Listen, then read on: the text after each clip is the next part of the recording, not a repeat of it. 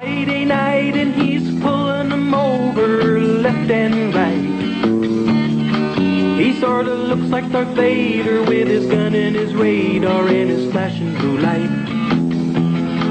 He drives a government squad car full of all kinds of hardware to handle the angry mob. And with his badge on his shoulder and his gun in his holster, he'll tell you he's just doing his job.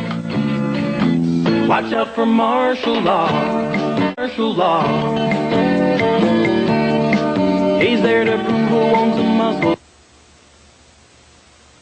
Pull you over to the side of the shoulder, cause he cannot see your license plate of light. Because he cannot see your license. Constitution, I'm going to show you how it applies. Any questions? Now that we've gone over the Constitution and we talked about some of the ways that you can use it, now we're going to go into some of the ways that you can apply it, okay? We would like to ask a few questions of the audience, though, first. If anybody has any questions that so far maybe they don't understand or they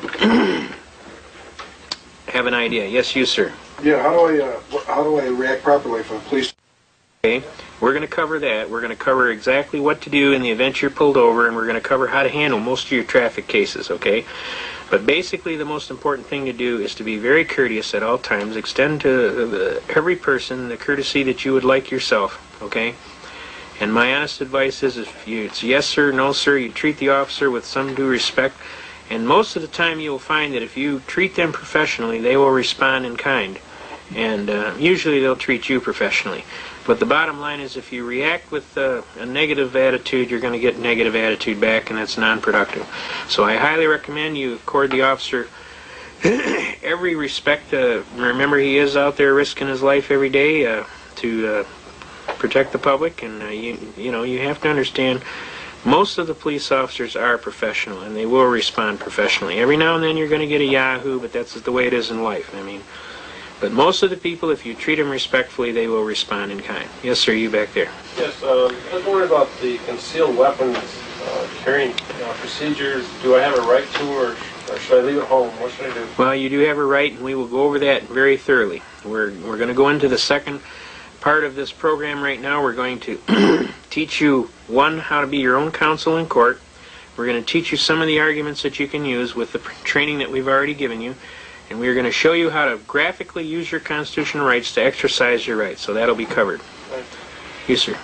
Yes, if I'm pulled over just while driving down the road, can you give us some idea of a procedure that, what procedure to say, what things to say, what not to say, and that sort of thing? Well, the things to do, first of all, is when you pull over, try not to demonstrate any rapid movements or any like you're reaching under the seat or you're reaching in the glove box. Keep your hands where you can be seen. Do not overreact. Try and be calm. Talk to the officer in a mellow voice. Don't yell or holler or use profanity whatsoever. Basically, it's yes, sir. You know, what can I do for you, sir? They'll usually ask you to produce your documentation. You have license, proof of insurance, and the registration of the vehicle. Okay, now we're going to go into a lot of issues on those programming to cover that, to show you some of the things that you can do and what you can opt to do. Also, I recommend that you treat the officer, as I told the other gentleman there, very courteously, because that is going to get you a lot farther ahead than giving them a lot of negative hype or trying to outshout them or give them a lot of static. So my honest counsel is, let me show you how we proceed. Most of the time you will be able to leave the scene without any serious injury. You might have a ticket or this or that, but we'll show you how to deal with that, okay? But you need to be understanding that this party is an armed party, and you don't want to do any movements that's going to cause him to overreact to an injury of you. Yeah. And you'll find that a lot of times this is the most dangerous thing a police officer does, is stop people all day, because he never knows when somebody might do some really serious traumatic thing, you know. So they're very nervous about this, and the quicker you can relieve their nervousness and just be a regular person and let them realize you're just going to talk in a plain and common voice, the sooner you're going to be in a communicative situation. Now, obviously, you're going to find out real quick if you got a cooperative officer or not, and if you don't have a cooperative officer, then you're going to be in court anyway. So the best thing I can tell you is be patient. Just let us follow along with our program, and we'll be happy to demonstrate. And again, we would like to let you know that your best defenses are in your Constitution, that Constitution is a viable contract, that it is enforceable in the court of law under the statute of frauds, that you have a right to claim those rights, that the burden is on you to claim them timely, and a key word here is timely, or you lose the right.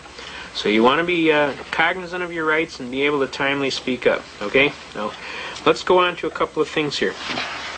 We're going to concentrate, as we did before, on our main basic cases. We also want to give you some further advanced programming. The book The Federalist Papers by Madison, Hamilton, and Jay. Those are the gentlemen that wrote the United States Constitution, okay? And you want the Mentor edition because it is the unabridged edition. Now, the Supreme Court has ruled in the case of Cohen versus Virginia. That's recorded at 6 Wheat Reporter, volume 6, page 2, all right?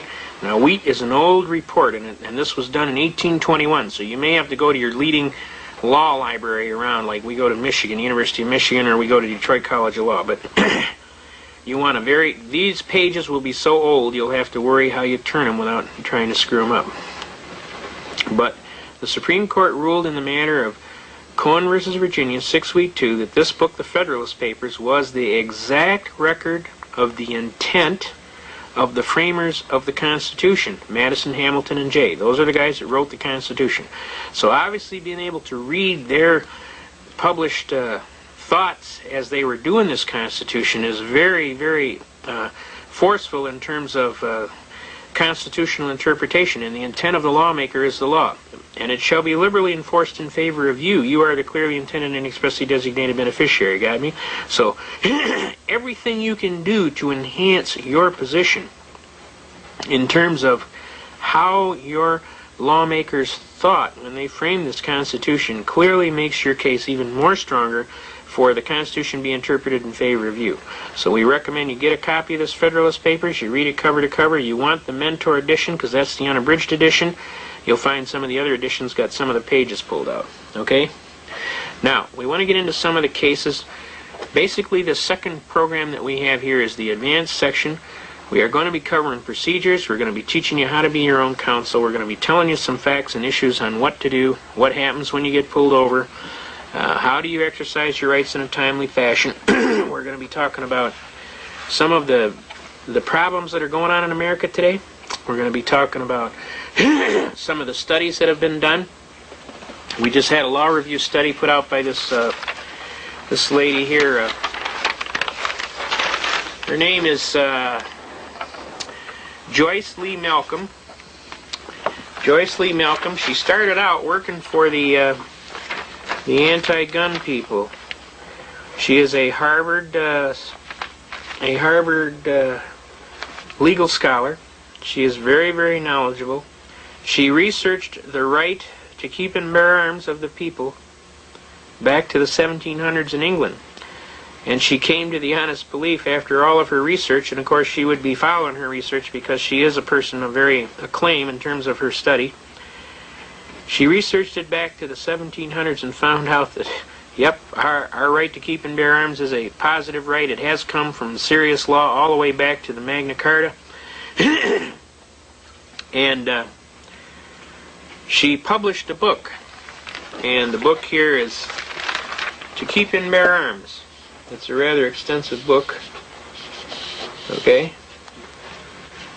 It's not hard to get a hold of. It did take us about 10 days of ordering it to get a hold of it. But it's a definitive study on the right to keep and bear arms that verifies the holdings that your average person who's NRA oriented or who basically is constitutionally oriented is going to be happy to have, which is basically the right to keep and bear arms is a protected right that goes back with great legal scholarly study. Okay? So these are a couple things that you can use to help you defend. Okay? We need to understand that at the beginning of every one of these laws, there is an enabling clause that basically says how the law shall be brought into being. And there is an argument that says, okay, that the law that is presently here today is based on some law in the past, okay? And almost on every one of these constitutions, all the way up through our history, through the Articles of Confederation, through the U.S. Constitution, through various state constitutions, they'll have an enabling law in the beginning. And of course, the enabling law just allows them to bring their version of the Constitution of what rights are there today. That the rights that were had before are carried on, plus are further delineated by this Constitution. But at no time do they have a right to abridge the previous document. Now, going all the way back to the Magna Carta, you can see the decisions where it comes down. The Magna Carta, the Declaration of Independence, the Articles of Confederation, the United States Constitution, the Virginia Acts of Concession, the Northwest Ordinance, the Northwest Territorial Government, the Northwest Territorial Division, Indiana, the Indiana-Michigan Territorial Division, the Enabling Acts, and that's what I'm trying to explain to you today. The Michigan Organization and Submitting Alternatives, and the Michigan Assent to Condition of Admission. And then the state of Michigan became a state in 1837. Now this is just from my area, so I'm trying to give you an example. Then we have a Constitution of 1835. We have a Constitution of 1850. We have a Constitution of 1908. We have a Constitution of 1963. Every time one of these constitutions comes by, the enabling acts in the beginning of it state that everything that was before guaranteed is brought forward. Okay? So everything that is before is brought forward and carried forward, and if anything, it's supposed to be made stronger. Okay? It's never made weaker, it's made stronger, or it's equal to. So all of the rights brought forward are carried all the way back from the Magna Carta as a line of succession. So this is how you historically review trends and where, what, and how it comes from, and how authorities are established in law. Okay? Now, the important thing to understand is that we are going to cover procedures. We are back to our normal procedure here. We have our court cases here. We are going to start giving you examples of court cases as we go, and we're going to show you how you can exercise rights. Now, one of the first cases that we are going to bring is basically the right to travel. All right. Now, there's a lot of people that are interested in this particular issue, and license plates and driver's licenses and all this, and you have a lot of programming that's problematic from this, and you have a lot of people that are looking to argue. So we want to share some basic arguments with you. We're going to claim a First Amendment right to travel, and we're going to claim also a Fifth Amendment. It's guaranteed under the Fifth Amendment of due process and equal protection under the law. All right? Now, we come down, we looked up in our state constitution, and this is our constitution, and basically we have protected a right to travel. Okay? The freedom to travel is a fundamental right that should be unlimited by statutes, rules, or regulations which unreasonably burden or restrict movement. Okay? Now then, a law which substantially affects or penalizes the exercise of the right to travel may be justified only by a compelling state interest and must be tailored carefully to avoid unnecessary infringement on the right. Okay? Now, when we come down here, we start reading some of these arguments. You'll notice these little letters here that say, freedom to travel throughout the United States has long been recognized as a basic right under the federal Constitution. See Note 54. Everybody see this little Note 54 here? Again, we're going to take this Note 54. We're going to come down here. And the very first case that we have is Shapiro versus Thompson. This is recorded at 394. That's volume 394. U.S., page 618. And I just happen to have a copy of the case here. And this is Shapiro versus Thompson. Okay, now the beginning of the case, all right, pull that one up there. The beginning of the case, they're talking about the purpose of inhibiting migration by needy persons into a state is constitutionally impermissible, all right?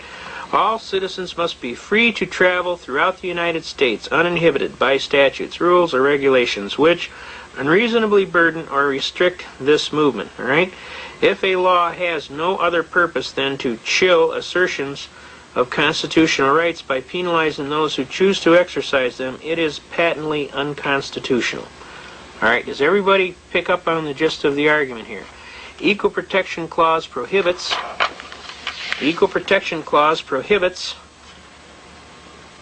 apportionment of state services according to part tax contributions of its citizens. Any classification which serves to penalize the exercise of a right of interstate travel unless shown to be necessary to promote a compelling government interest is unconstitutional. Okay? Now, that's clearly established. Now, we go into the case, we come to find out, it says that the right finds no explicit mention in the Constitution. This is what I was trying to tell you. You got to use a little bit of wisdom. You read between the lines. In other words, what is your right to life, liberty, and pursuit of happiness? What does it mean to you? Think about it. You know, you can look at the exact words. The right to life, liberty, and pursuit of happiness. Ducky, what's that mean? I have no idea. Well, I'm telling you to start having an idea. Because when you have an idea, they got to listen. So you have an idea and you say, I have a right to travel freely and unencumbered, right? Now, that a right so elementary was conceived from the beginning. All right? They're talking about the right to travel. Okay? That a right was so elementary was conceived from the beginning to be necessary concomitant of the stronger union the Constitution created. In any event, freedom to travel throughout the United States has long been recognized as a basic right under the Constitution. We've established that the right is clearly there. So you were right. You had a feeling that you had a right to travel, and you were right. There is such a right there, okay?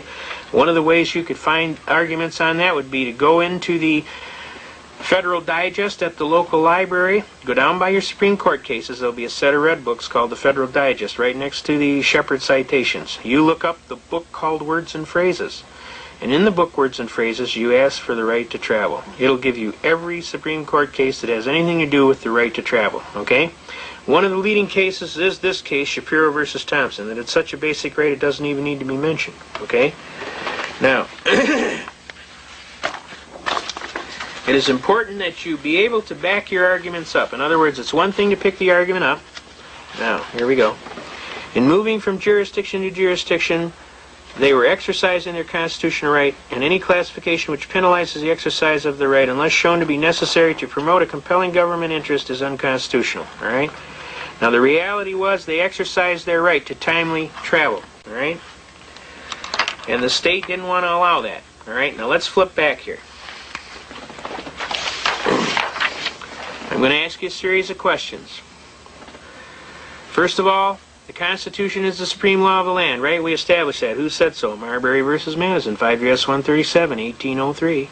The Constitution of these United States is the supreme law of the land. Any law in conflicts, null and void of law. Now, we know that the Constitution is supreme. We know that the right is clearly established in Shapiro versus Thompson.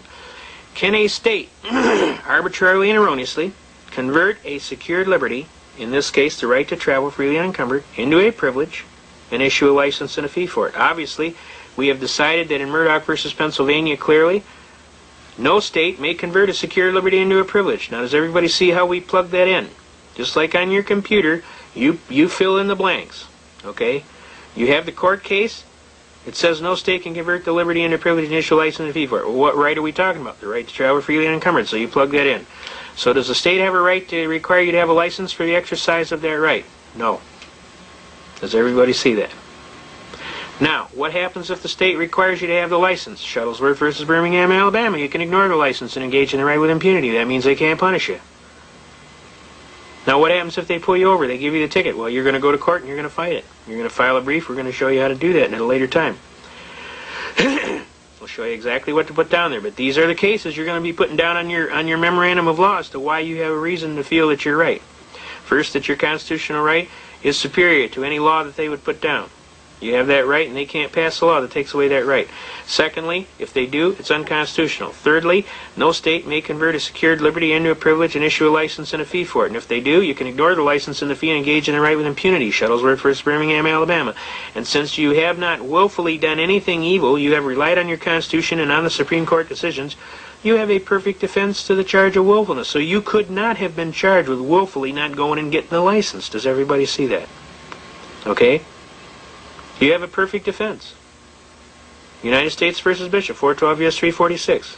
Defines willfulness as an evil motive or intent to avoid a known duty or task under the law with a moral certainty. Obviously, you didn't do that, did you? Because you have a perfect defense. You relied on previous decisions of the Supreme Court, Shuttlesworth and Murdoch and Marbury. You relied on your constitutional right to travel freely and unencumbered, pursuant to Shapiro versus Thompson. So you have a perfect defense. So now where are we at? Your Honor, may it please the Court, I motion for dismissal with prejudice, failure to state a cause of action for which relief can be granted, and I would like to motion to dismiss, and I'd like my costs and fees for having to defend this frivolous case. Now, you have a right to collect your time for going to court, all right? You submit your bill, you submit your proposed order, you fill out your own proposed order. That makes the case go faster, and the judges kind of like that, and it intimidates the hell out of the prosecutor when you do your own order. Now, let's say, well, that's how you interpret that, sir. That's right, sir, that is how I interpret it. And 16th Am Jurisprudence, second, Section 97 says that it shall be interpreted in my favor because I am the clearly intended and expressly designated beneficiary of the citizens for the protection of rights and property. See Briars versus United States, 273 U.S. 28. Unlawful, and that deals with an unlawful search and seizure, but it also deals that it's supposed to be interpreted in favor of you, the clearly intended and expressly designated beneficiary for the protection of your rights and property. So they got to enforce it in favor of you, right? Now, Boyd versus United States comes next. The court is to protect against any encroachment of constitutionally secured liberty. It's their duty. They have no choice. They have to do it. Okay? All right? In Norton versus Shelby County, an unconstitutional act is not law. It confers no rights. It imposes no duties. Affords no protections. It creates no office. It is in legal contemplation as inoperative though it had never been passed. Now, after you write all of this stuff down, you casually say, wherefore, Your Honor, I pray before this honorable court for your just and lawful relief. I ask that you dismiss this case with prejudice for failure to state a cause of action for which relief can be granted, and I pray the court for my just relief for having to defend this patently frivolous and spurious case, and my costs are whatever they are. You submit that on your order. I have an order. I have a proposed order, Your Honor. It's in my brief. At that point, they will turn to the prosecutor and say, well, Mr. Prosecutor, what do you think you'd like to do about this? And most of the time, they're so overwhelmed at this point that they just go, I'll go for the dismissal, Your Honor. And the judge will give them some slack. Well, never before was a young man, not attorney, so literally overwhelmed when it comes for the prosecution, a licensed attorney. Now, it's not my goal to make attorneys look bad. My goal is to make you look good. My goal is to make you understand your Constitution. Now, if you happen to do it and you do it better than the attorney, God bless you. And God bless America. And if the attorney doesn't do his homework and prepare his case, I have no sympathy for him. Because he shouldn't have done what he was doing anyway. And if he'd had any brains, he'd have pulled you aside and he'd have done what other attorneys have done to me and said, you know, I hate going against a pro se litigant attorney. Almost always they're really, really good. And you know, I never get to find out if they're really, really good or they're really, really bad until I show up, and then it's too late. So I'm already on the diving board. And either the pool has water in it or it doesn't. And usually it doesn't. And it hurts when you hit the bottom. So they don't like going against you people. They will not like going against you. If you halfway know what the hell you're talking about, they're going to be intimidated. And I can tell you many, many, many tales. I had this one gentleman, he didn't have any plates on his car, and they called him into the court. And he was standing in the hallway, and the prosecution said, would you come over here, sir? I'd like to talk to you. He came in the office, and he sat down. And this party said to the prosecutor, what can I do for you? And the prosecutor said, sir? He said, what can I do for you? He said, well, it's not what you can do for me. I'm the prosecutor. What do you want to do in this case? Well, I assumed there was something I could do for you. You called me in here. Well, what do you want to do? How do you want to plead on your case? Well, I don't intend to plead, sir. I intend to answer in the form of a demurrer, such that I do not acquiesce to quasi-jurisdiction, because that's an issue to be brought up in my pleadings and briefs to file with the court. The guy's mouth was on the ground. He said, are you an attorney, sir? He says, no, I'm a truck driver. The guy absolutely was in a panic. I had the same gentleman, later he was working as a bricklayer, and he did the same thing. Told the prosecutor he was a bricklayer, and the guy's jaw was on the ground. See, they don't anticipate that people that are in other jobs other than theirs have any brains. And it blows their doors off when all of a sudden this bricklayer or this truck driver can come in and argue law, and all of a sudden it's like, shoot, this guy is good. I have to treat him like he's an attorney. So what did this guy do? The first thing he does out of the chute, he walks up to the judge and he tells the judge, he says, Judge, I'm going to dismiss this case. Because he realized he was going to get hammered. And my guy says, he can't do that. I took day off work to come over here and battle. I told him, I said, shut up, sit down and relax. You won. Don't say nothing. You won. And the judge broke out laughing because this guy didn't want to quit. The judge turned to him and he said, well, evidently the prosecutor doesn't want to proceed, sir. I'm going to have to dismiss the case. He is the complainant. Can he do that, Judge? He can't do that. I'm here to battle. I want to go. Let's do it. And the judge laughed again. He says, well, apparently, sir, I cannot sustain a complaint that is not properly before the court. Counsel for prosecution has entered a motion to dismiss, and I have no other option but to dismiss. Now, if you want to countersue him, that's another case. Well, I'll do that. I'll do that. In the meantime, I told him, will you be quiet and submit your bill? Submit your bill. You won. Submit your bill for your damages. So he did. He said, well, I'll submit my bill then, Your Honor, for my costs and fees for having to defend this frivolous case. And the judge smiled, because people don't usually do that. But if you win, they are required to pay you. That's the rules. If you lose, you pay. So the bottom line is this. When you file your papers and they turn around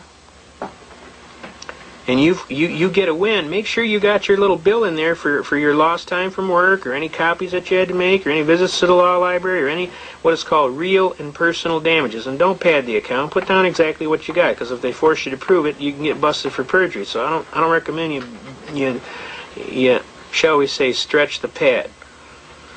I recommend you put down exactly what your costs are. Believe me, the fact that they got beats plenty enough of a sting, and the fact they got to pay a couple $100 for your lost day at work will be more of a sting. And you will get a code on your license, and the next time you get pulled over, they will just hand your license back and tell you to think about slowing down and have a nice day. Because they don't like people like you. Because you're an American. And Americans don't give up. They never surrender, and they fight. One judge told me one time, he said, you got any kind of idea how much money you cost this court today? And I said, I hope it was a bunch, Your Honor, because I hope you got to go write a whole bunch more tickets to break even. The way I figure, the more tickets you got to write, the sooner the public's going to wake up to this theft, and maybe they'll start doing something positive to stop this kind of stuff, because it's my belief they should be having masks on out there, because, I mean, if they was an honest crook, they'd be having a mask on there when they robbed the people. Okay? Well, he didn't like that answer too good, but the bottom line is he knew I was right, and after a while they realize what your goals are, and they know, hey, this is more fun than Edgewater Park, and I want to go on all the rides twice. You know what I mean? I want to hit the Wild Mouse and a whole bunch of them other rides. Let's do it. And see, when they see that, they realize there's no point. You're not going to learn anything. You're going to cost some time, money, materials. Now the system is not profitable. Okay? So they back off. They put a code on your license. They won't bother you anymore. And everybody see we take that line down. We take the line from the Constitution. We take the line from the right. Now let's think up another right. How about the right to work? Contract your labor and your skill and your time of life as you see fit. Now, your right to work is protected by the Constitution under the First Amendment. Again, you have a right to work and contract your labor and your skill and your time of life as you see fit. I get hauled into court before the chief judge of this big court here in Oakland County. I won't give you the judge's name because he was a fair judge and a good judge, and I'm going to let him slide. But the bottom line is this. He looked just like Abe Lincoln. I mean, exactly. He was the spitting image. And he leans over the chair and he says, well, he says, it's been reported to me, son, that you don't have a license to practice law. Is that correct? And I looked up at him and I said, Judge, I'm not practicing. I know what the hell I'm doing. And the whole court broke out laughing. He said, that's pretty good. That's pretty good. I like somebody with a sense of humor. He said, but that doesn't change anything, son. You have to have a license to practice law. And I said, Your Honor, I'm an unenfranchised common law free man. I live at the common law. I am not a participant in any tontine schemes of limited liability on a joint venture for profit with an insurable interest requiring me to participate in these illegal corporate Ponzi schemes. I am just Joe Blow from Kokomo down on the street. I just live at the common law.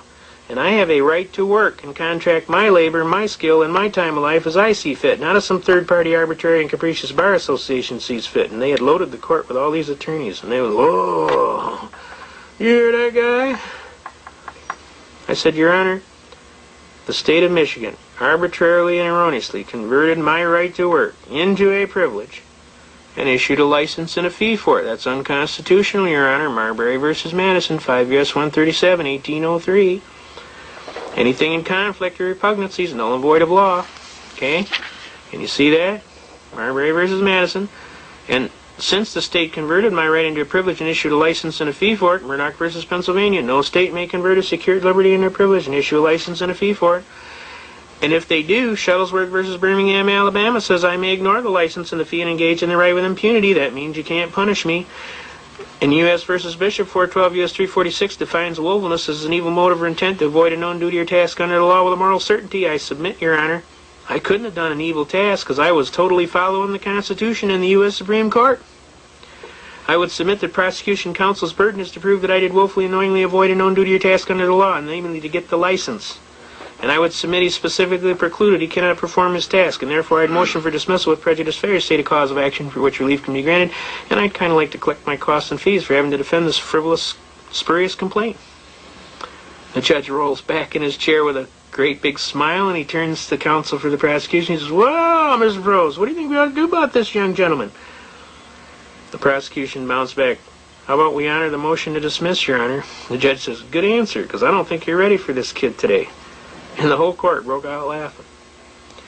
And an old gentleman walked up to me and he said, "Son, I just want to shake your hand and tell you, you got to have like King Kong, because you just slammed the Bar Association right into the ground.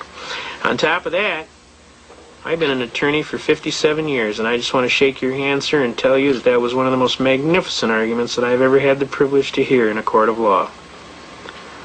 Now, he was an honest attorney, and he realized what kind of a chain was around his ankle with this Bar Association. And these lawyers, they resent that. They really do. They're people just like you. They don't like to have any chains on them. But they hadn't had anybody quite show them how to get those chains off. And when they saw somebody do it in their own skill, with their own, with their own cards, on their own playing field, it actually impressed the hell out of them. I had several gentlemen come up and shake my hand that day. Needless to say, the case was dismissed, and I've been helping little people getting jammed for years. Every time I see some little person get jammed, I'm out there flipping that wrench. Zingy, zingy, zingy. And I flip that wrench on them so good that usually they just back off. Dr. Kevorkian was a perfect example. The poor man was just trying to help these poor people. They were jamming him every which way but loose. So what we did is we taught him a thing called quo warranto. I got a hold of his attorney and submitted all of the arguments. Let me bring that up here. Quo warranto. We brought it in here. Let's see. Just a second. Can we go to a pause here for just a second? Oh, wait. Here we go. Here we go. Quo warranto. Let's bring that up next.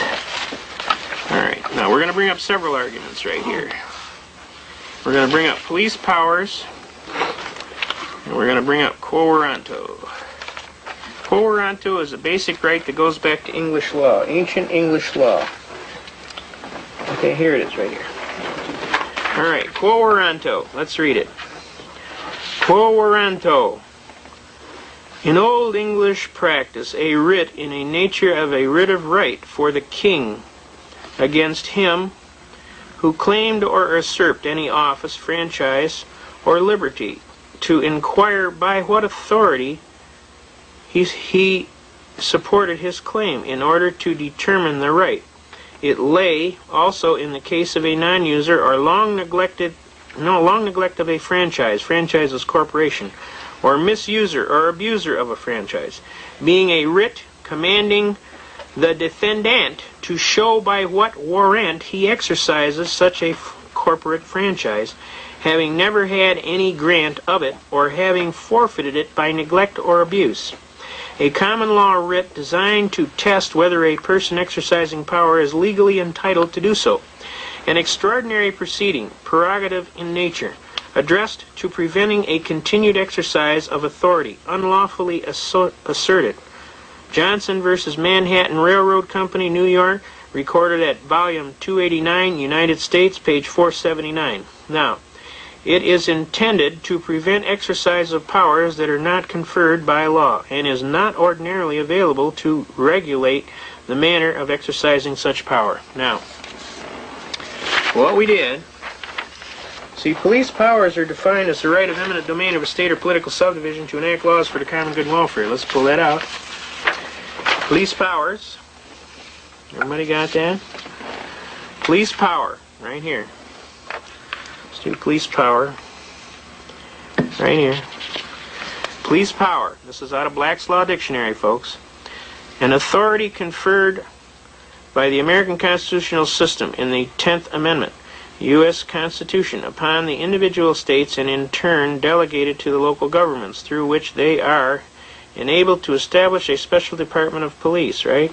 Such laws and regulations as tend to prevent the commission of fraud and or crime and secure generally the comfort, safety, morals, health, and prosperity of its citizens by preserving the public order and preventing a conflict of rights in the common intercourse of the citizens, and ensuring to each an uninterrupted enjoyment. Everybody will get that word, enjoyment? Of all the privileges conferred upon him or her by the general laws, the Constitution, the power of the state to place restraints on personal freedoms and property rights of persons for the protection of the public safety, health, and morals, or to promotion of the public convenience and general propriety. The police power is subject to limitations of the federal and state constitutions, and everybody catch that, and especially to the requirements of due process. Police power is the exercise of the sovereign right of the government to promote order, safety, security, health, morals, and general welfare within constitutional limitations, right, is an essential attribute. Marshall versus Kansas City, Missouri, recorded at 35 volume, Southwest 2nd, that's another reporter, Southwest 2nd, page 877, all right? Now, police powers are the right of eminent domain of a state or political subdivision to enact laws for the common good and welfare and to curb crime within constitutional limitations. And the key words in that whole thing are within constitutional limitations. And then it tells you to see the 10th Amendment. And when you see the 10th Amendment, and believe it or not, you can go look up the books, and it divides the 10th Amendment real. Here, pull over here. All right. The burdens placed on the national government as a result of states' regulation, regulation of their internal affairs, save as Congress may act to remove them, constitute normal incidents of operation within the same territory of a dual system of government. And no immunity of national government from such burden is to be implied from the Constitution. All right? All right, Penn Diaries versus Milk Control Commission, all right, a Pennsylvania case, recorded at volume 318, U.S. 261. The people of the United States residing within any state are subject to two governments, one state and the other national. But there need be no conflict between the two because the powers which one possesses, the other does not. That's United States versus Cruikshank, a very famous Supreme Court case. Excuse me. Now, we come over here. Within the area of delegated powers, expressed or implied, this amendment does not reduce the powers of the United States. That's U.S. versus Manning. Recorded at 215, Federal Supplement, that's another reporter, page 272. The Federal Union has only those powers expressly conferred on it, and those reasonably implied from powers granted, while each state has all governmental powers except such as the people by the Constitution have conferred on the United States, denied to the state or reserved to the people themselves. Anderson versus Gladden, recorded at volume 188, Federal Supplement 666. That's a bad number. All right? It is when federal legislation attempts to confer power upon the national government that it is not within the express or implied powers given by the Constitution that the legislation becomes vulnerable to this amendment. Okay? Now, what are we talking about here? Brady Bill? Huh? They're not within their powers. They have no 10th Amendment powers to take away the Second Amendment. Does that make sense to everybody?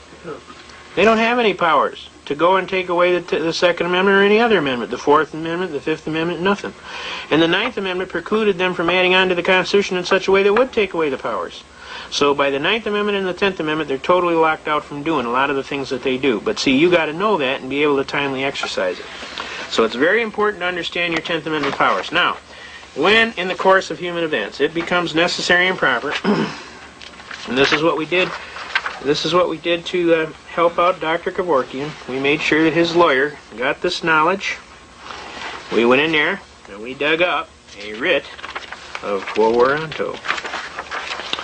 A writ of quo warranto. Alright?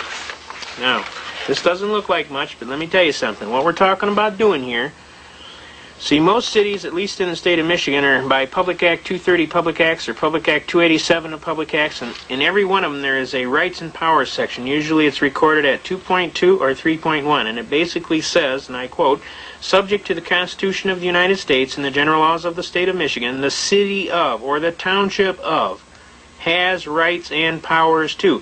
And then it starts listing the rights and powers. Right to have a police department, right to have a fire department, right to have a city hall, right, and it starts listing all these powers. Now, the antithesis to the argument is that if they're not within the Constitution of the United States and the general laws of the state of Michigan, they don't have any rights and powers. Does that make sense to everybody? In other words, they're in violation of their corporate charter, their franchise. They promised they would be within the Constitution of the United States and the general laws of the state of Michigan. Now, a lot of people, they don't understand the power of this argument, so I want to really push this one home. I want you to understand. Whenever these little townships and these little cities and what have you, they start acting like King Farouk and that you don't matter and that they don't got to listen to you, this is what I want you to do. You ask them a pointed question and ask them, are you violating my constitutionally secured civil rights by however you claim they are? Because if you are, you have just waived your right to be the city of. And they'll laugh at you for a little bit, okay? Then you explain to them Public Act 230 of Public Acts, which states the Rights and Powers section, subject to the Constitution of the United States and the general laws of the state of Michigan. You have rights and powers. The antithesis to that argument is if you're not going to be within the Constitution of the United States or the general laws of the state of Michigan and you're going to violate my constitutional rights and trample my rights, what we're going to do here is we're going to go for a writ of mandamus in quo warranto. Well, that's a legal term, fancy legal term. But it is an ancient law that goes way back to England in the ancient times. And basically here is a judgment and a capious action for it, alright? You put down here the case. The case came on regularly for trial before the Honorable, and you put the judge's name in there, whatever it is, on a jury trial or non-jury trial, dated such and such. The name appeared as for your counsel and the name appeared for opposing counsel, right? The court heard the testimony and examined the proofs offered by the parties. The court considered itself fully advised in the premise filed in its findings of fact and conclusions of law, and directed that judgments be entered in accordance with such findings, right? Which means they figured out that they violated your constitutional rights. They didn't have a right to violate your constitutional rights, and in the hearing you showed they violated your constitutional rights, and the judge figured out they violated your constitutional rights. So now, for your prayer for relief, we're going to get this quo warranto. And this is exactly what happened to the Honorable Dr. Kevorkian. You'll notice that he was in jail and they were hammering the tail out of him. The next thing you know, everything got real quiet. Nobody said nothing. And then the next thing you know, they were letting him go and they were minding their business. Now this is how it happened. It is therefore ordered and adjudged and decreed. 1. Defendant corporation, the city of, you put down what name, has violated provisions of the act under which it was created, and also has violated provisions of Public Act 230 of Public Act Section 2.2 Rights and Powers section. In other words, it didn't uphold the Constitution of the United States or the general laws of the state of Michigan. Defendant corporation, the city of, whatever, Pontiac, whatever, accordingly has forfeited its charter and become liable to be dissolved by the abuse of its power. How much money am I talking about here, folks? We'd be in about 9 decimal places plus, wouldn't you, don't you think? Now, do you think they're going to bother some little doctor when they're looking at shutting down a major city? What do you think's going to happen? Everything's going to get quiet and they're going to let the good doctor go. Same thing for you. Now, defendant corporation, you name them, therefore is dissolved, and the corporate rights, privileges, and franchise of defendants are declared forfeited to the people. Defendant corporation, you name them, as trustees, directors, managers, and other official officers, attorneys, and agents, are forever restrained and enjoined from exercising any of the corporate franchise powers, rights, and/or privileges previously exercised by defendants said city, and from collecting or receiving any debts and/or demands belonging to or held by defendant city, whatever, and from paying out or in any manner interfering with, transferring, or delivering to any person any of the deposits, money, securities, property, and effects of the defendant's city or held by it. You name a trustee, which the state would do, probably the Attorney General, after your complaint is filed, is appointed receiver of all of the property, real and personal, things in action and effects of defendant city corporation held by and vested in defendants, or in or to which defendant may be in any wise interested or entitled thereto. Plaintiff, the people of the state of whatever, that's us, state of Michigan, shall recover of defendant corporation, whatever, city of, the sum of damages, real and personal. Got me? They don't like that when you start talking that, because they can go 100 million, 3 times that amount punitive damages. They get a little upset. As costs and disbursements of this action, and the receivers is directed to pay this sum out of their pocket to whoever, the Attorney General, but you can have a person stipulated on there as an injured party. Now you put down there the Honorable Judge so-and-so presiding, the date entered, and he signs that, and that city is no longer a city. You see, when they violate your Constitution, this is one of the most powerful tools that you can use. And when you jam this on, you better wear a bulletproof vest to court, because you're probably going to get shot at by the time you get home. But it's nice to threaten. You know, you just threaten. Just drop one of them in the mail and say, if I don't get reasonable cause for my action in the near future, you're going to get one of these in the mail for real. Here is a summons for quo warranto. This is for the start of the thing. Right here. Summons, Form 41. By the way, you can get this in 21 AM Juris Forms and Practice. Your practical forms and practice. Alright? You name the party, you put down there who you are, the people of the state of Michigan versus, you are summoned to appear before which and which court on such and such a date to show by what authority you claim to have, use, and or enjoy the rights and liberties and franchise, namely the corporation city of, set out and complained of in such and such a time, summons, and further to do and receive all things which the court shall then order concerning you. This is kind of like pulling their driver's license for drunk driving. Now that's an oversimplification, but sometimes these city halls operate like a drunken sailor. And they just think they can abuse citizens' rights and trash them. You know who I am? No, and I don't care. You know who I am? I'm your boss. I'm the people. You're elected to work for me. And I'm trying to be nice, so I'd appreciate it if we can sit down and work this out. But if we can't work this out, I'm going to sock it to you, baby. You got me? And that's basically how I feel about it. Now, we can get into some of these other things. Right here. This is a very important point. I'm trying to get this across to people, and you try and tell them, and they kind of look at you with this blank, starry-eyed look. But in the Constitution of the state of Michigan, the latest and greatest, the very first thing they talk about, notice it says Section 1. All political power is inherent in the people. Government is instituted for their equal benefit, security, and protection. Now let me ask you a question. Do you feel equal benefit? I don't. You know? Equal protection and discrimination. No person shall be denied the equal protection of the laws. Right? Nor shall any person be denied the enjoyment of the civil or political rights, or be discriminated against in the exercise thereof, because of religion, race, color, or national origin. The legislature shall implement this section by appropriate legislation. You know? And they start going down through all the freedom of worship. You know? I mean, this is what we're talking about here, folks. You know your rights, you got them. You don't know them, you don't got them. You get back in here to police powers generally.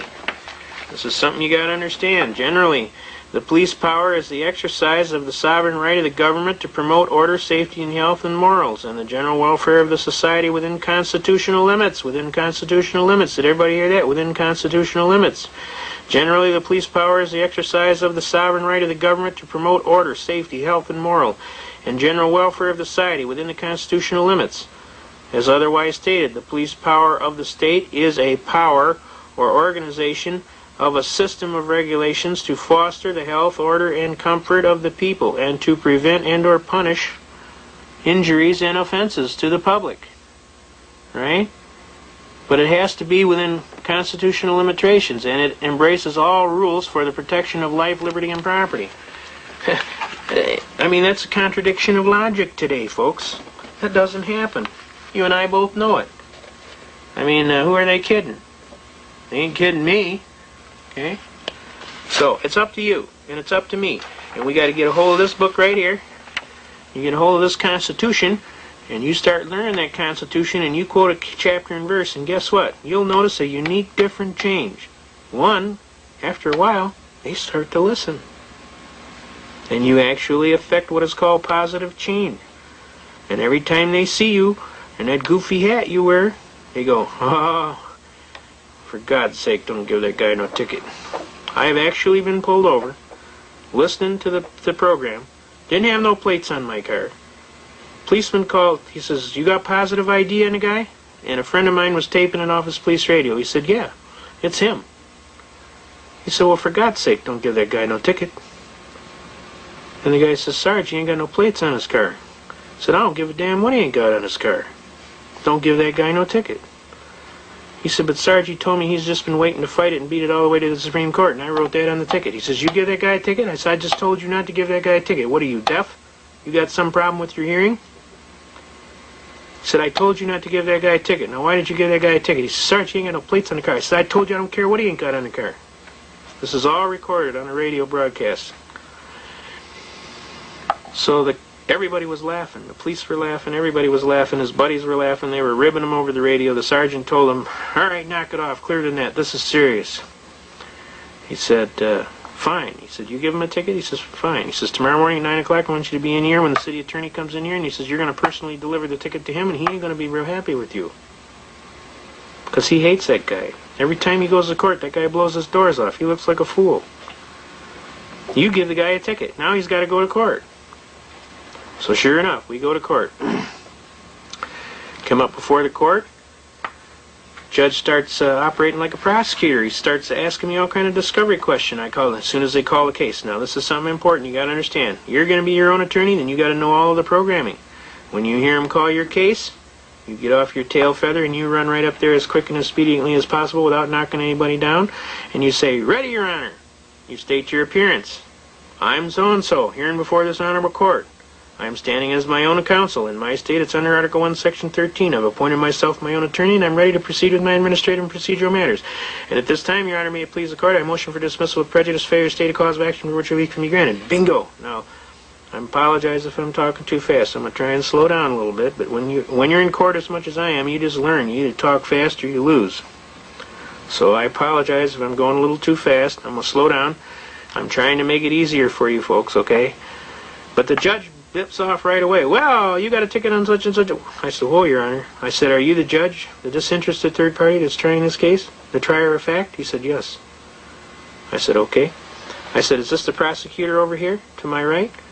He said, yeah, that's him. I said, okay. I said, are you going to prosecute this case, Your Honor? He said, no, I'm the judge. I said, then why are you asking discovery questions? Well, I just want to find out what's going on. I says, isn't that his job over there? That's what he's supposed to do. He's supposed to present his case as the prosecutor, trier of the case. You're the trier of fact, he's the trier of the case. I said, if you're going to operate as the judge and the prosecutor, I'm going to object on the record as a mistrial. He said, okay, I'll let you enter that on the record. Go ahead. I said, okay, let it be entered on the record as an appealable issue. He said, okay. He said, now it's on the record. He said, let me ask you this. You get a ticket on September the 30th? I said, yes, sir. He said, well, let me ask you this. Do you have any plates on your car? I says, no, sir. And I don't intend to get any. And of course, all the people in the court, oh, this guy's going to jail. Watch this. This is going to be good. he says to me, he says, "I assume you have a very good reason for that." And I said, "Yes, sir," and I shut up. I waited. He said, "Can I hear it?" I said, "Well, Your Honor," I said, "I'm an unfranchised common law freeman. I'm not a participant in any tontine schemes of limited liability on a joint venture for profit with an insurable interest requiring me to participate in these corporate Ponzi schemes. I'm just a little Joe from Kokomo. I live on the block. I travel at the common law. And I have a right to travel freely and unencumbered pursuant to Shapiro versus Thompson, and that right is so basic it doesn't even need to be mentioned. The state of Michigan arbitrarily and erroneously converted my right into a privilege and issued a license plate and a fee for it. Murdoch versus Pennsylvania says no state may convert a secured liberty into a privilege and issue a license and a fee for it. And if they do, Shuttlesworth versus Birmingham, Alabama says I can ignore the license and engage in the right with impunity. That means you can't punish me. Since I have relied on previous decisions of the U.S. Supreme Court and on constitutional defenses, I have a perfect defense for willfulness. I am immune to the prosecution. Therefore, prosecution counsel does not have a cause of action for which relief can be granted. I'd motion for dismissal with prejudice for failure to state a cause of action for which relief can be granted, and I'd kind of like to collect my costs and fees for having to defend this frivolous case. The judge starts reading the ticket. Told officer he'd just been waiting to get this ticket so he could fight it and beat it all the way to the Supreme Court. He laughed. He says, "Motion granted," and he ran off the bench before I could get my damages. So I went out in the hall. He went to the can. I waited for him. He came out of the can. I served him with my papers. He said, "You didn't have to do that." I said, "Well, I didn't want you to be inconvenienced, Judge." He said, "Okay." He signed. I went back in the court as a casual thing just to see what kind of reaction would happen, and I sat down. About 2 cases later, this elderly gentleman gets up, and he stands up there, and he says, "Your Honor, I'm not quite as knowledgeable as that young gentleman that was here just 2 cases ago, and I don't presume to understand all of the issues that he raised. But it really sounded good to me, and I'd kind of like to ditto everything he said on top of my case." Everybody broke out laughing. The judge says, "All right, how many guys here didn't have no plates on their car?" About 5 guys raised their hand. He says, "Okay, everybody dismissed. Get the hell out of here." And everybody broke out laughing. It was like, at the carnival on Christmas or something, it was a carnival atmosphere. So I'm telling you, you can affect change. And see, they had all figured. They said, "Watch this guy's going to jail." And then all of a sudden, boom, out jumped. And I'm telling you, it's this little book right here, this book. You know what's in this book? You have power. Knowledge is power. You know what's in this book, and you know how to exercise your rights in a timely fashion. You have constitutional rights. And if you exercise them, and you utilize good judgment, and be courteous, and just treat people the way you like to be treated, with a little dignity. Most of the time, 99% of the time, I win. Now, I will tell you, I've been to jail. I'm not going to lie to you. But when I go to jail, they really hate it, because I usually get, the last time I got 5 guys' cases retried, and I got another 4 guys out, like within 24 hours, and then I got 11 guys off of their case because they signed up for drug rehab. And one bank robber come up to me and said to me, "I think you know I'm a hard case." I said, "Yeah, I kind of gathered that." He says, "I want you to know you changed my life." He said, "I really appreciate you helping me with my paperwork." He says, "They're going to give me a new chance. They're going to let me out on probation. I'm going to marry my girlfriend." And he started crying, and he basically said, "I'll never forget you, Pops." He says, "You're some kind of guy." He says, "God bless you." And he says, "I want you to know I really appreciate what you did, and I found God too, and between you and Crazy Charlie," he said, "Crazy Charlie is a minister that goes around to all the jails. He used to ride for the outlaw motorcycle gang. Crazy Charlie is clearly crazy. The last time I saw Crazy Charlie, he was riding down 8 Mile Road at 85 miles an hour, standing on his seat against another guy, standing on his seat to see who was going to wimp out first. Crazy Charlie did about 5 years in the slam because he got charged with murdering some guy. Crazy Charlie went to jail, and he found God. And God spared Crazy Charlie from a life sentence in jail, and Crazy Charlie owes it to God, and he goes through all of the jails, and he preaches the gospel, and he basically is quite a gentleman, and he's nobody to screw with. And when we went to chapel, the kids were all joking around. "Pops, you going to chapel?" I said, "Oh, hell yeah." He says, "Pops, you're a badass. What you want to go to chapel for?" I said, "Let me tell you something, my man. You can always learn something, and I'll tell you, one of the best places to learn it is at chapel. So why don't you come on down and you might learn something." We go down there, and who do I see? Crazy Charlie. I hadn't seen Crazy Charlie for years. He looked at me, I looked at him. He said, "What the hell are you doing here?" I said, "I don't want to talk about it, Crazy Charlie." The guy turns around to me, he says, Pops, is there anybody in this joint you don't know? I says, I'll tell you what, this guy is a guy I would listen to. Because he's serious. The man is serious, and he found God, and he's going to try and help you find God. And in the end, you will have peace. Well, with this gentleman, this one bank robber, found this gentleman in between myself and Crazy Charlie. He found God, and I wish you could see the peace on his face. He was in a lot of trouble. And we did his paperwork for him. We helped him, and basically they redid his whole program, and because he found God, they decided to put him out on lifetime parole. He made restitution. He gave the money back. He changed his whole life. His whole life was changed just from that instant. So I'm telling you, when I go into jail, it's hilarious because it's like the jailers don't even know how to act. And it's like, the one jailer told me when I left, he shook my hand, he says, I'm going to miss you, Pops. He says, they called me Pops because I'm older. I was a little teed off when they called me Pops the first time, so I told this kid, he said, I said, what's with the Pops? I said, I'll bet you can't even do 25 push-ups. He said, you're probably right, Pops, can you? Boom, down I went, 25 out, and I'll raise your 25, and here's another 25. He said, Pops, you in good shape. I said, I'm going to show you how good a shape I'm in, you keep calling me Pops. He says, no, you don't understand, Pops. He said, if you're an older gentleman in the joint, they treat you with courtesy, they call you Pops. That's just out of courtesy. I said, oh, I guess you can call me Pops, and that's cool. So don't you ever think that I'm getting old. So I'll fool you. So they laughed. When I left, they lined up to shake my hand, and even the jailer said he was going to be sorry to see me go because I was helping so many people, and people were getting their lives together. And so when I go to jail, it's kind of unique. I actually get a vacation. I got the top bunk, and I laid on the window and let God's sun shine in my face, and I got a suntan. And guys would say, Pops, why do you climb up on the top bunk? I says, man, I'm out on the beach getting sun and rays. What are you doing? He said, you know, Pops, you're something else. You're going to make, you in jail, and you're going to make, I said, I'm laying out here on the beach. What you talking about? I'm laying on my bed right next to the window, and the sun comes right through, and I'm on the beach. What you talking about? Getting a suntan. So you got to make the best of where you're at, no matter what. It keeps your spirits up. And the bottom line is this. I wouldn't have been in jail if I could have more effectively argued my Constitution. I ended up having to do a brief from the jail, 28 pages. I sharpened the pencil on the phone, on the wall. Here it is. This is a 28-page motion to dismiss. Well, this is more than that. This right here. I mean, this is all from hand, longhand. And when we got to court, the judge looked at it. He goes, sir, are you an attorney? I says, no. He says, you been to law school? I says, no, sir. He says, you did this from jail? I says, yes, sir. He says, you did this from jail from memory? I says, yes, sir. It's rather extensive. It's huge.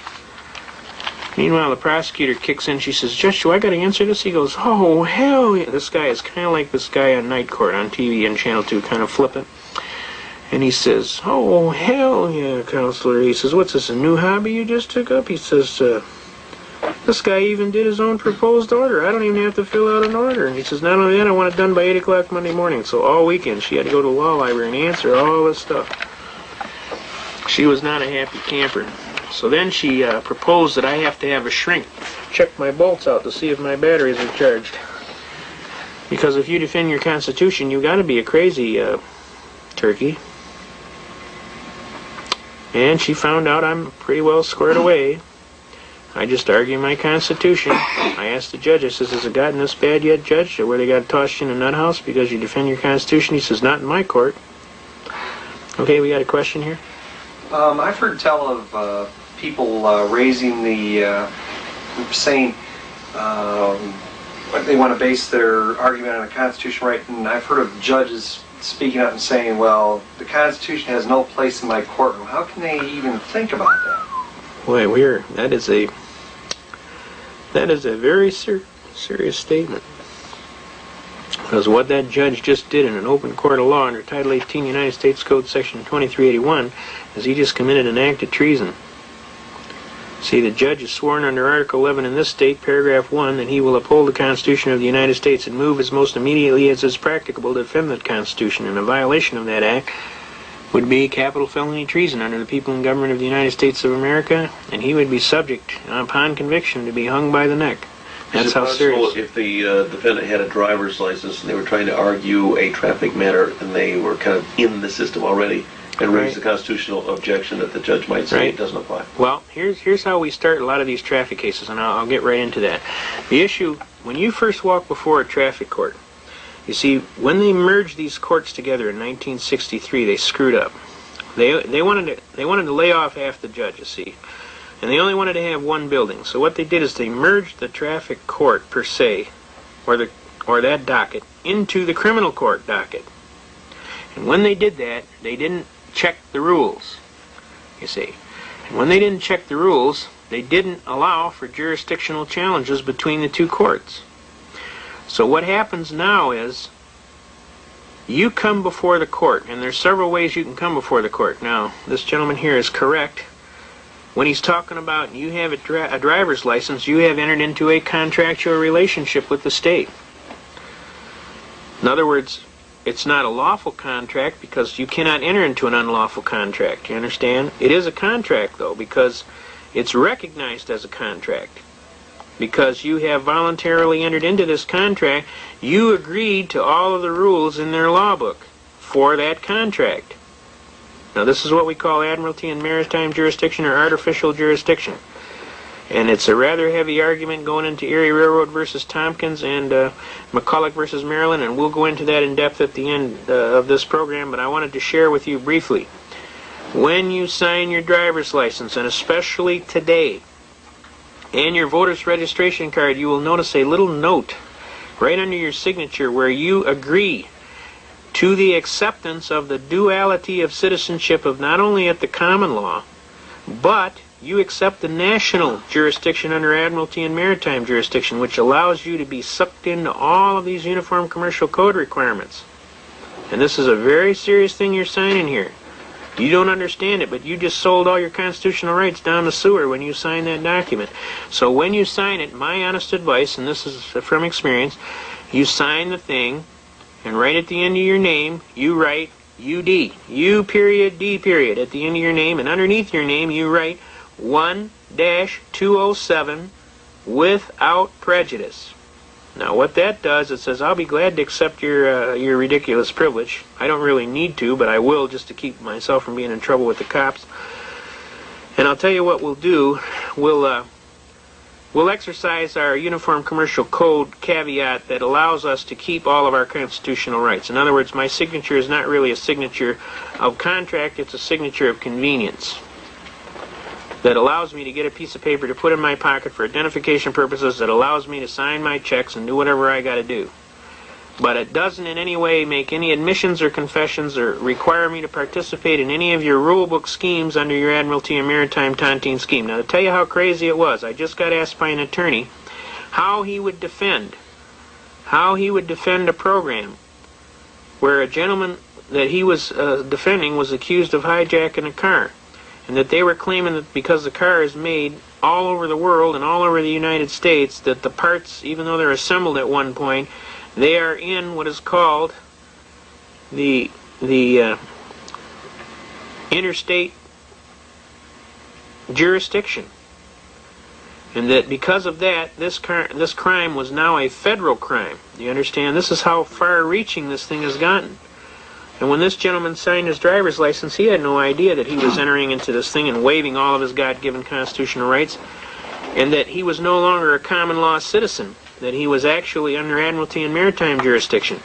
Now, when we pull up some of these statutory requirements, it's an interesting thing that you brought up. But what they do is, these regulations are never enacted into law. We'll show you something on that just a little bit later, but they're not enacted into law. They just make a regulation, and because you voluntarily enter into this contract, all of these regulations just come up as enforceable to you, even though you don't know any better. Now, we have a Fair Credit Reporting Act that says if you make any loan or you get involved in any kind of a credit relationship, they got to tell you everything about how much the interest rate is, what the payments are, how long the payments are. I mean, they got to tell you every single thing about the contract. And in theory, all contracts, you're supposed to, you're supposed to know all of the facts in regard to the contract. They just make the contract one-sided. And they figure, well, these people are not that well informed. They're not real bright. We'll just get them to sign this on their driver's license, and they'll voluntarily acquiesce into the situation, and then we can throw all of these regulations at them, and they'll never know how we hit them. So it's very important that you understand when you sign something, read it, for sure. If you don't understand everything that's down there, take it to somebody and ask some questions before you sign it. Because once you sign it, it's harder to get out of. But I highly recommend everybody lose their wallet and go down and redo their driver's license and sign the thing UD when you sign it, and put 1-207 without prejudice. Because right then and there you cut off all of this Admiralty and Maritime jurisdiction and you return back to your contract law of what? You're a common law citizen living at the common law. And they can have their contract, but it's not enforceable. Why is it not enforceable? Because you can state that you signed it under duress. Well, how do I know that? Look, I put UD right after my name. U period, D period. What do you think that means? Under development? Under the deck? That means under duress. When I signed this, I was under duress. I didn't voluntarily sign this. I had to sign this, or the cops were going to cuff me about the head. You see, I was under threat, intimidation, coercion. I still believe that I have a right to travel freely unencumbered. Notice you're not driving. You have a right to travel. The customary usage of the right to travel today is you get in a car. You don't go down to 7-Eleven on your bicycle, you get in a car. You want to go down and pick up a carton of milk, you get in your car. Another unique argument along these lines is, well, Judge, I asked this judge, I says, let me ask you a question, Judge. If I get in my car, the Constitution was still in effect in full force before I got in my car, right? Oh, yeah. Now, when I got in my car and I had my gun, it was still in effect, right? But when I closed the door, the Constitution was suspended, and everybody broke out laughing. How could that be? The act of getting in the car and closing the door made the Second Amendment unconstitutional. I said, that's totally ludicrous. How could that possibly be? You see, they have passed these laws, and they've gotten away with it for so long that they just, it's kind of like a bank robber that's robbed 25 banks in a row, and on the 26th is a little miff that you getting excited. Man, I've done this 25 times. What's the big deal? Now you're going to bust me on the 26th time and you're going to get all upset. See, they've been getting away with it so long, nobody's ever taken them to the task. They feel like, well, I should be able to get away with it on the 26th time. An unconstitutional act, wrongfully done. It doesn't matter how many times in a row you did it, it's still unconstitutional. And the reality is, a person that's properly motivated, properly trained, and properly willing to do whatever is necessary and proper to defend the Constitution will almost always prevail on the merits. And that's what we're doing right now, and they're sweating on that right now. But the reality of this is, and you got to understand, the burden is on you. You want your Constitution, and you damn well better grab a hold of it, and you better hold on tight, and you don't let go for nothing. You read your Constitution, you learn your Constitution, you quote your Constitution chapter and verse, frontwards, backwards, upside down. When people come up to you, well, we want you to take a drug test as part of your job. Go fish. I ain't taking no drug test. I'm not required to prove a negative. You're required to prove a positive. If you think I'm doing something negligent, fine. Then you go file papers and you take necessary precautions and what have you, and we'll go to court. I says, but I'm not going to be convicted before the fact, and then I got to provide evidence that I'm not guilty. That's the cart before the horse. That's back-asswards. We're not going to do that. Not only that, the Fifth Amendment says I got a right not to be a participant in a compulsory process that's going to make an incriminating situation to me. Now, I'm not nothing to hide, and I'm not even arguing from what I got to hide. I'm arguing from the fact that the right stands, and I'm exercising it. And then I usually ask some simple questions. Well, if they find anything when I get fired, hell yeah. You're going to be penalized. So there are penalties. And if they find anything, would I be criminally prosecuted? Could be. Huh? So why would you want to do some damn stupid thing like that? And give them a piss test. This guy comes up to me at the last convention we had, and they want to take a test as to whether or not he's got any drugs in his system. I said, first of all, what's in my system is between me and my doctor, and none of your damn business. I said, I don't take drugs, and I got nothing to hide, but I'm not going to voluntarily enter into anything. What if your guy screws up and now you say I got drugs? Now I can't get a job ever? What, are you kidding me? This some new hobby you just took up? I'm not going to play that game. It is not my burden to prove a negative. It is your burden to prove a positive. If you have a just claim for which relief can be granted, you go file your papers and we'll sit down and talk. But until such time, you go fish. Because I'm not going to play. I'm not required to play, and I'm not going to play. And if you fire me for the exercise of my constitutional right, I'm going to tell you about Miller versus United States, which says, the claim and exercise of a constitutional right shall not be converted into a crime. And you're doing that, and you're punishing me. And if you fire me for it, I will sue your socks off and attach everything you own, bank, business, and home. Now make my day. And that's how I feel about it. So you find another turkey to jerk with, because I'm not going to play. Okay? Now, we want to get into some serious things. I want to get into this this argument about traffic cases. This is the most practical way to deal with traffic cases. When you are pulled over, what is happening? Now you got a policeman. He's conducting discovery. Anything you say can and will be held against you. And if you don't think so, just keep rattling. And it'll all get written down on the ticket. I found that out. Told the officer he'd just been waiting to get this ticket so we can fight it and beat it all the way to the Supreme Court. Wrote that word for word right on the ticket.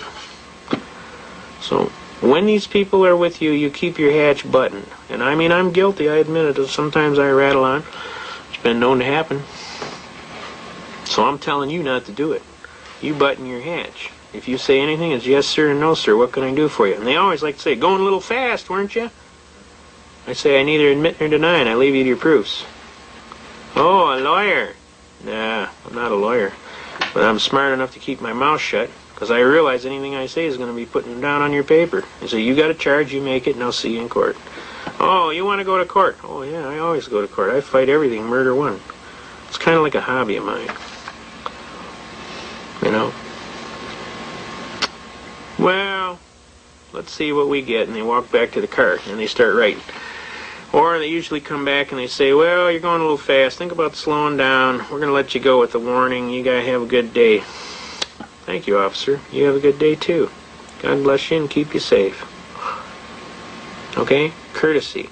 I can blow their doors off anytime I want. Still, yes, sir, no, sir. Courtesy. Courtesy pays. You treat people the way you like to be treated, and 9 times out of 10, you will benefit. You treat people like a yahoo, and you're going to get treated like a yahoo yourself. So I highly recommend courtesy as an effective way. I had a policeman one time tell me, you ever ate a flashlight the hard way? And I looked at him and I said, quite frankly, officer, most of the officers I have run into are extremely professional. And I treat them with a great deal of courtesy and professionalism because I respect what they're doing and that they risk their life every day. And at no time would I give an officer enough static that he would want to make me eat a flashlight. I mean, I treat them very cordially. And I respect what they're trying to do. I don't agree with everything they're trying to do because some of the stuff is kind of unlawful.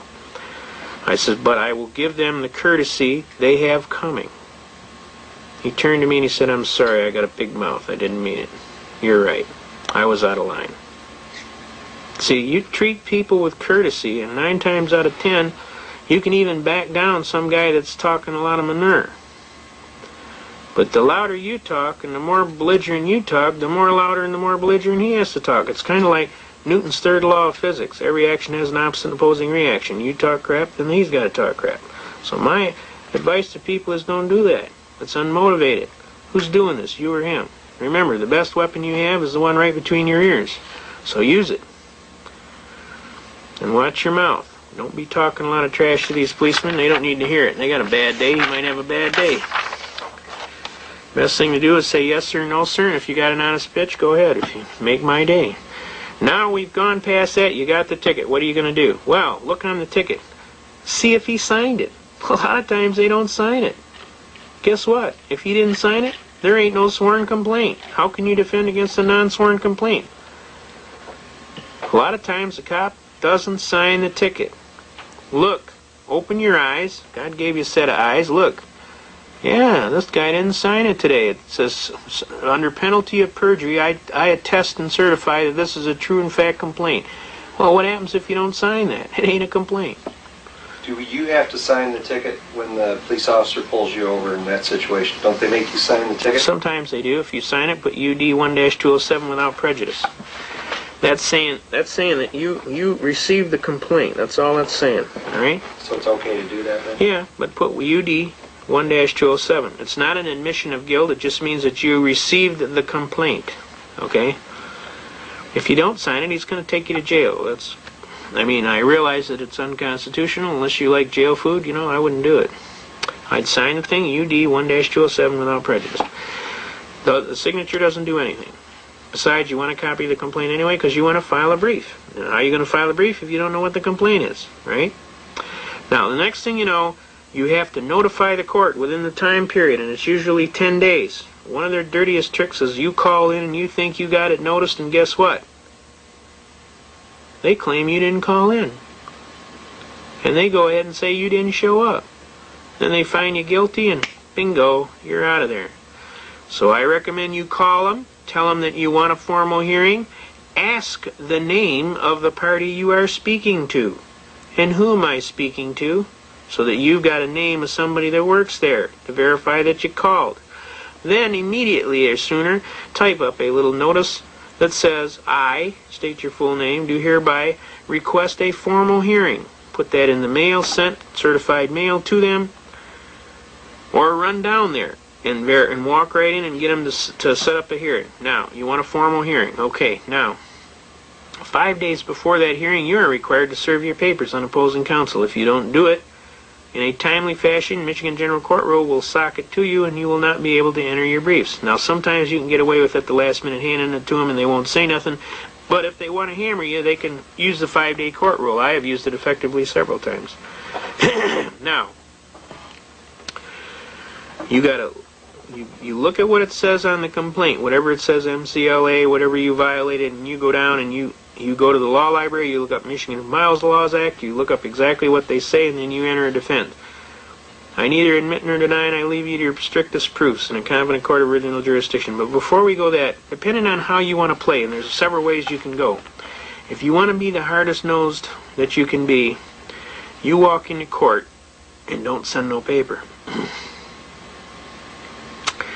And as soon as they call a case, you, as expediently as possible, you move to the forum up there in the front, and you say in a loud and clear voice, "Ready, Your Honor."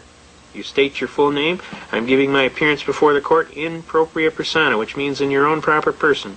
In this state, it's pursuant to Article 1, Section 13. I've appointed myself my own attorney, and I'm ready to proceed with my administrative and procedural matters. And at this time, Your Honor, may it please the court, I'd motion for dismissal with prejudice, failure to state a cause of action for which relief can be granted. And all of a sudden, the cop will go, especially if you wear a army jacket and you look like you're 3 sheets in the wind. The cop will lean back and go, "Oh crap, we're going to get sued. I didn't know the guy was a lawyer." And then he'll start talking to the prosecutor, and the prosecutor will go, "Turkey, you brought me one of them kind. I'm going to get killed, and you're going to sit here and pay for it, I promise you."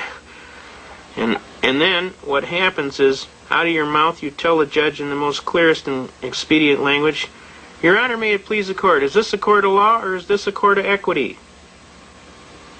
He will immediately sound off with, "There's no equity here," just like he got hit in the knee with a hammer and his leg jumped. And just that fast. It'll happen that fast.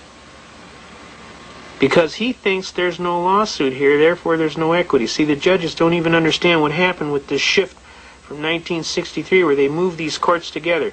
So you got to find out what hat the judge is wearing. Is he wearing a criminal hat or is he wearing the civil hat? So you have a right to ask. You say, "Judge, this is a court of law or is this a court of equity?" He goes, "There's no equity here." Now, we just did this in a beautiful case. This little gal, she couldn't have been 80 pounds soaking wet. And this cop was about 6'2", about 320, big heavy-duty state trooper. She walks in, "Your Honor, I am representing myself as my own counsel. I would like to proceed with my administrative and procedural matters. But before we go, I have a declaratory ruling, sir. Could I ask you a question?" She goes, "Oh, sure, honey, go ahead." He says, "But you understand, only a fool stands as his own attorney." She says, that may be, sir, but I'm the best person that knows the facts of my case, and I think I have a chance. I'd like to try. Is that okay? No problem. Yeah, right. Is this a court of law, or is this a court of equity? The judge immediately, there's no equity here. She said, thank you, sir. She rolled up her hand. In the hand was a ticket that said civil infraction right across the top, and she said, how may we hear this civil infraction, sir? The judge did a Homer Simpson. He goes, "Ooh, so that's where you're going with this, huh?" The whole court broke out laughing. This little gal, I'm telling you, she is this tiny little thing. She's just a sweetheart. The whole court realized the judge did a Homer Simpson. And then the judge realized he did a Homer Simpson, and then he busted out laughing. He goes, oh, honey, you're not going to pull that here today, are you? And she got a little flushed. She wasn't sure. This was her first time. She was a little scared. She looked over at an associate of mine. She said, looked at him, and he gave her the nod. And she turned. She said, yes, I am, sir. And everybody broke out laughing again. The cop goes, well, if they're going to play around, I'm gonna put 15 over on the ticket, judge. And the judge goes, no. You got what's on the ticket. That's what's on the complaint. You're not changing the complaint after the fact. That's perjury. You want me to put you in the coolie? You know, you can't change the complaint. The complaint is the complaint. You signed it. It's true. Got me? If it was 15 over, you should have wrote 15 over. He said, well, I just don't want to screw around. This is getting out of hand. I mean, she was guilty. Da. And see, she goes, Your Honor, we haven't even gotten to that yet, Your Honor. There's no jurisdiction. This is where we're at. We're at no jurisdiction. It says, you're right. He said, are we going to go through with this now? Come on, tell me the truth. She says, yes, I am, sir. I'm going through all the way to the Supreme Court, she said. And the judge goes, okay, now, we're going to have to set a hearing. She says, and I'd like a formal hearing too, sir. He said, okay, and I'd like a trial by jury, sir, because the value in controversy is in excess of $20. Pursuant to the 7th Amendment, I have a right to trial by jury. He says, yeah, okay. We'll send you notice. It's been 3.5 weeks. We got no notice. We call them every day. They don't even want to talk about this case. The only reason they said that was so all of the poor little people in the back of the room didn't get the idea that they could get up there and do the same thing this little gal did. They're not going to call her back because they got no jurisdiction. They're not going to try that case because she's going to blow their doors up. Okay? Now that's one of the most beautiful tacks and the fastest. And the last time I did it, it was before a particularly obnoxious judge. And he basically said to me, how many times have you pulled this? And I said, no, Your Honor, I think this is the 12th time. He said, going for lucky 13, eh? He said, this is very clever, he says, but I'm going to give you some advice, young man. Don't ever get caught doing nothing in my town. Got me? I said, sir, I never do anything. I'm trying to be a regular gentleman. He said, well, you better not get caught doing nothing, because I will hammer your tail. And I said, does that mean the case is dismissed, Your Honor? He says, it's dismissed. You're out of here. Now, I'm telling you this works, and it works real good. Now, the next effective step that you can do is you can turn around and ask the judge if he's a licensed attorney to practice law, because none of the judges are licensed. Take my word for it. Michigan Constitution says, under the Adjudicature Act, that they're by law to have a license, that they are required to be licensed by the state of Michigan. The state of Michigan does not license attorneys. The Bar Association licenses them. They give them a P number and a card that says, yeah, you're a member of the Bar Association. But if you call up the Bar Association, they will tell you they don't give nobody a license. The state of Michigan doesn't give them a license. The Bar Association didn't give them a license. So what license could they be talking about? A Mickey Mouse license? Because that's the only one that's left. The state doesn't issue one, the bar doesn't issue one, and the one they got hanging on the wall does not a license from the state of Michigan. And the Constitution of the state of Michigan says all judges will be licensed to practice law before the state. And you ask him, where's the guy's license? He doesn't have one. And, Your Honor, may it please the court, if since you don't have a license, I'm asking you to recuse yourself until we can get a judge that has a license. Now, a little lady named Virginia Cropsey is the one that perfected this argument. She's a genius at it. She's a little spitfire. If you ever watch her in court, you're actually going to see a treat, because she is something else. She's got character. She graduated a full attorney from Wayne State University. And then she refused to join the bar because she didn't want to compromise her rights with their political chicanery. And she is a full-fledged, serious business, legal person. And to hear her work in court is absolutely like listening to Stradivari work the violin. She walks in and blows their doors off. Well, she's on about 3 judges now for this same thing. She blew the first judge out, so then they sent in another judge. They moved her over to the other side of town, over in Berkeley, Michigan, and then she walked in and she blew that judge out of the door. So then they sent her to another judge, and then she turned around and went before the state licensing commission, and now they've handed it up to the judicial people of the state to try and resolve the problem. They're going to end up dropping it. The judge doesn't have a license. Now let's suppose the judge could prove he has a license, which he doesn't. Judge, let me ask you a question. Under your retirement fund, isn't it a fact that you get a certain percentage of the rake-off of all of the tickets that come before your bench? Well, yeah. And isn't out of a $40 that comes across your bench, you get $18.75? Well, yeah. So you have a financial interest in this matter, isn't that correct? Well, yeah. Well, isn't that a violation of Judicial Canon number 7? You're not supposed to have any financial interest in any matter that comes before your court. I'm going to ask you to recuse yourself for bias, Your Honor, may it please the court. And every single judge has got it. Now, does everybody understand how many ways you can hammer them just out of the chute without even getting nasty? The judge don't have a license. The judge has got a personal interest in the case for financial reasons. There is no jurisdiction to hear the matter, and I'll tell you a secret. Once you challenge jurisdiction, the burden falls on the plaintiff to prove jurisdiction. See? And he can't do it. It cannot be done. There isn't any. There is no jurisdiction to hear a traffic ticket in the United States of America. I know, you're sitting back, oh, come on, they've been getting this for years. A traffic ticket is a writ of assistance or a bill of attainder. You look in your Constitution, you'll find out bills of attainder are against the Constitution. And it's stated at least twice that I know of, all right? I'm telling you, you read your Constitution. There is no place for a traffic ticket. You cannot have a writ of assistance that has civil equity arguments that transmit into law penalties. They can't throw you in jail for a debt because that's a debtor's prison. We have a constitutional argument against that also. So how do they do it? Because they wants to, and because you don't know any better. That's how they do it. Okay? What if they have a court of, they say it's a court of equity? All right, that's a good question. I'm glad you're paying attention here. If they say they have a court of equity and there is equity, then you turn to them and say, thank you, Your Honor, I appreciate your time. I would like to know who is the injured party and where the contract is. Can you show me the contract? There is no contract unless you didn't sign your license on UD 1-207 without prejudice. Where is the contract? It's when you sign for that license. So don't sign for that license unless you put UD 1-207 without prejudice, UCC 1-207.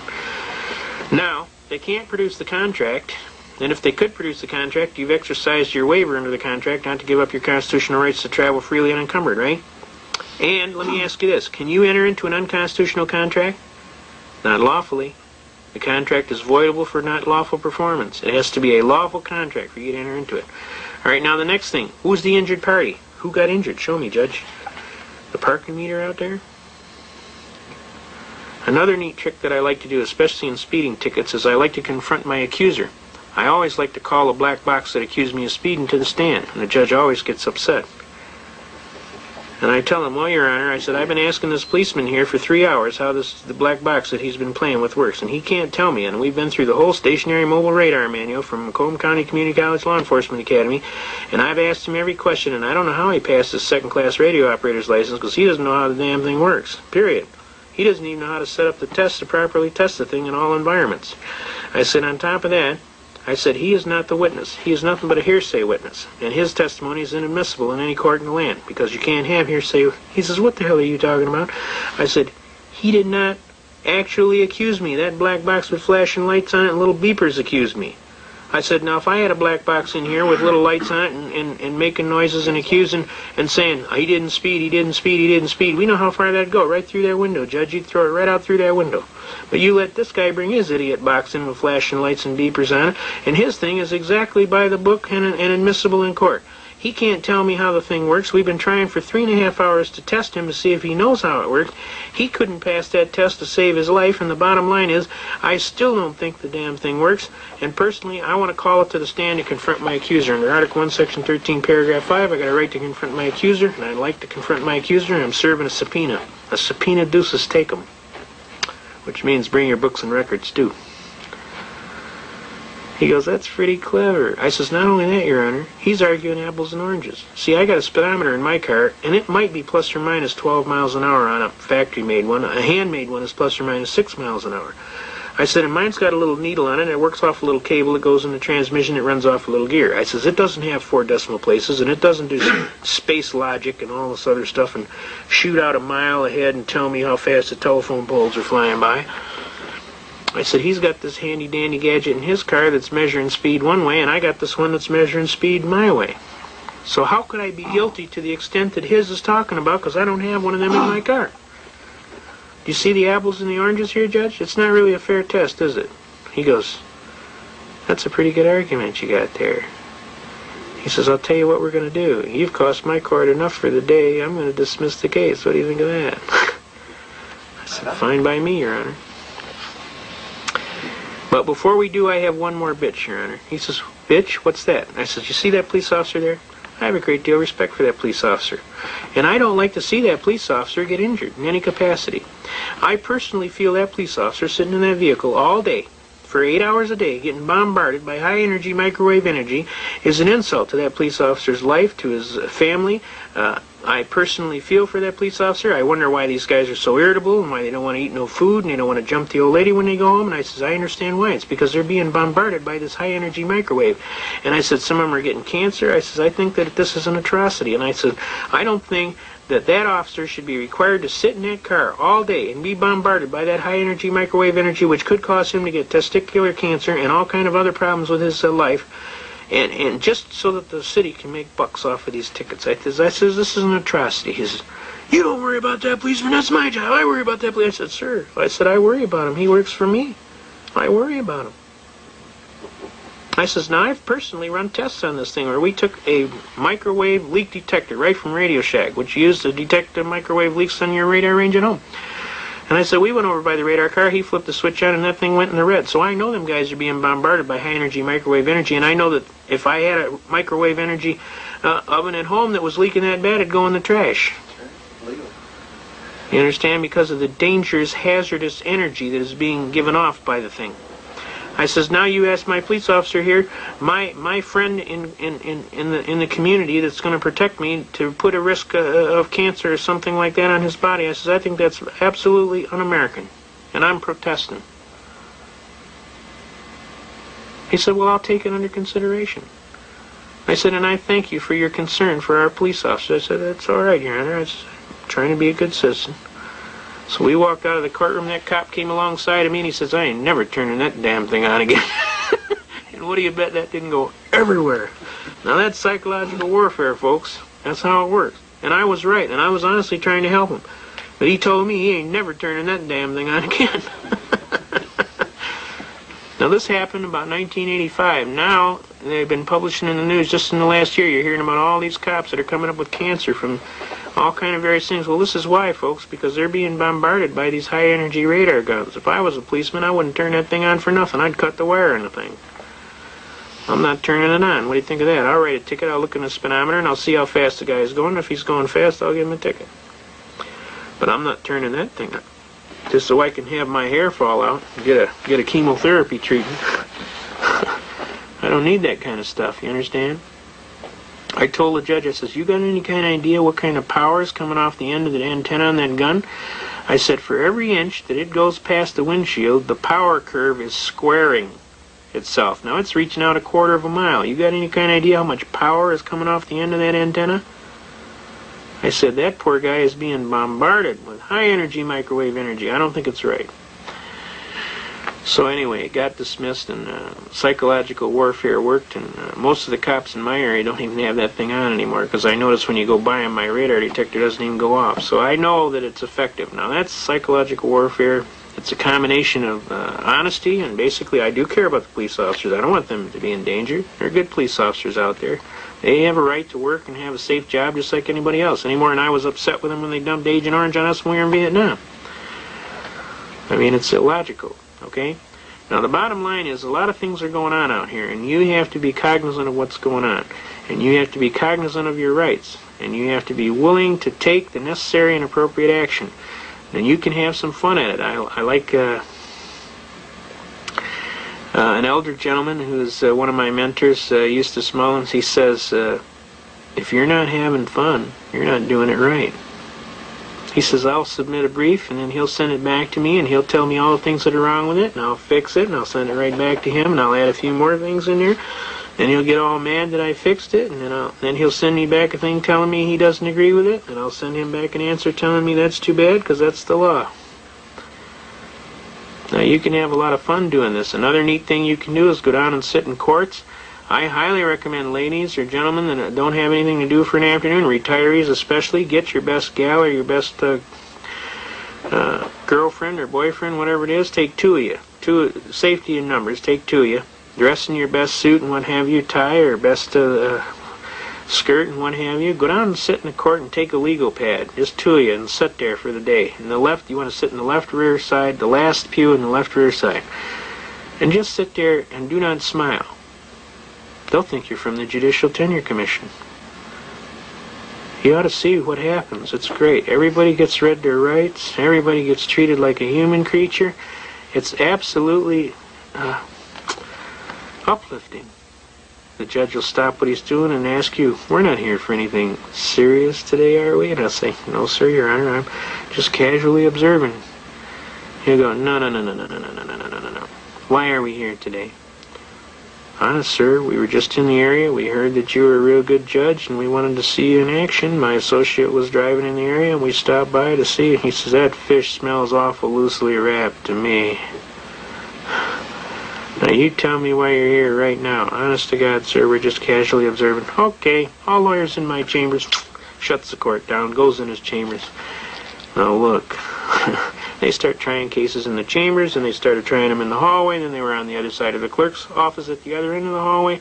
Then they come back, and then the little gal from the prosecutor goes on. She says, what's with the nerd patrol? The judge gave her a look that would kill. Don't you do it today, honey. You keep that mouth zipped. These guys are from the Tenure Commission. We don't want no problems with the state. You button that hatch. I mean, you can have a lot of fun. My associate was just absolutely almost in tears. He could keep his straight face no longer, so I said, all right, we're leaving. We got out. He laughed all the way down to the car, laughed all the way down Rochester Road to the expressway. He said, that's the most fun I had in my life, just sitting there in that day. And everybody was getting off. Guys were getting sentences canceled. Guys were getting out of jail. One guy had $2,500 worth of fines, and they got reduced to $124 and 5 days served. It was $240, and it was going to be 10 days in jail, but the judge turned to me and winked. He says, I can't throw him in jail for a civil infraction. I knew that. So, this is the last offer I'm going to give you, young man. It's going to be $124 and 5 days served. Does that sound good to you? The lawyer turns to me and says, you better take this. This is the best deal you're ever going to get. So I'm telling you, you can be effective as citizens. You can get on the radio. You can call up. We have here Mark Scott on the radio, and we have several people. Mike Reagan. We have Jesus. There's at least 8 or 10 top people. Joe Maxwell is on there. There's a Newman fellow. Dave Newman, there's quite a few. You get on these talk shows, when you hear them bring up the right constitutional issues, you pop off, you sound off. Tell them, hey, this is America. Last time I heard we got an American flag on a pole out there. Last time I heard we got a constitution, and by God, we're going to keep it forever. Forever. Anybody got a problem with that? Okay? Now, there's a bunch of other things. We're going to take just a little break here, and we're going to come back, and we're going to finish off with some really hard stuff for the advanced students. So come right back with us. We got some more stuff for you. Just like the old squirrel said. Be right back.